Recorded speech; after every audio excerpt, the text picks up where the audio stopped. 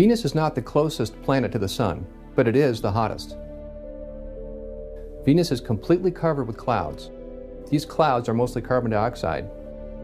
This traps the Sun's heat and causes a massive greenhouse effect.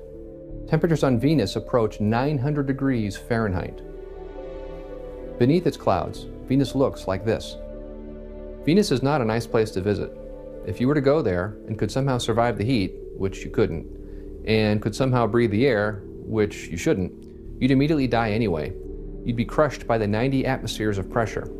At Venus's surface, the pressure is the same as being 3,000 feet deep under the ocean on Earth.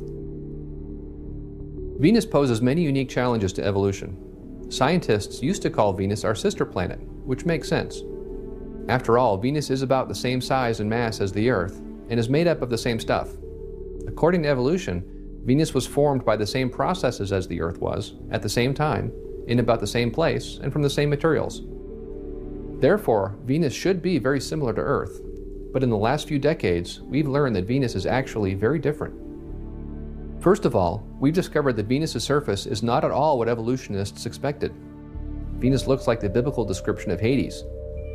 There's no water anywhere. Instead, the entire planet is covered with lava flows.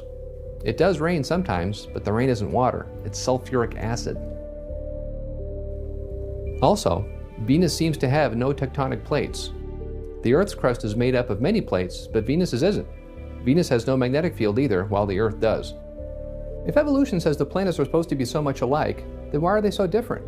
For that matter, why doesn't Venus have a moon?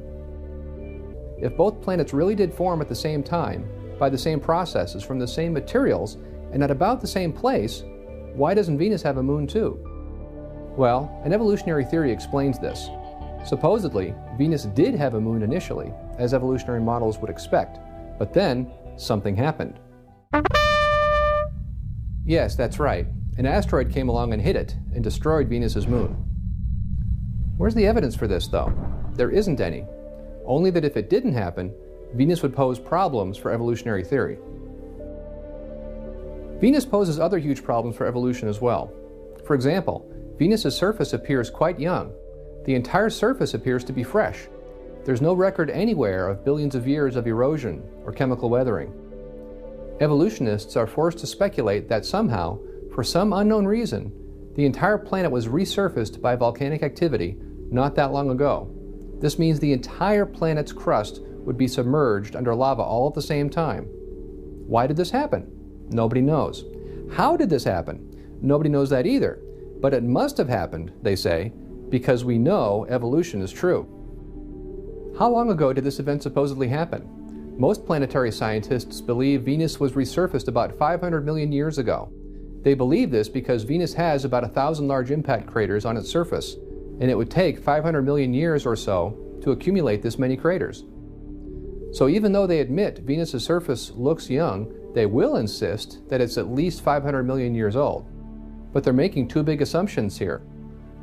Number one, they're assuming they know how often new craters form today. And number two, they're assuming this rate has been the same for at least 500 million years. However, both of these assumptions have been shown to be invalid. Studies on our moon and elsewhere in the solar system have shown that the evolutionary cratering model is wrong. We see then that even though evolutionists insist Venus is old, all the evidence we have makes it look quite young. So here's what you aren't being told about Venus. Evolution says it should be similar to Earth, but it has no moon, no magnetic field, and its crust and its surface are very different than Earth's. Its surface is young and fresh, and Venus is perfectly consistent with a solar system that's only thousands of years old, not billions.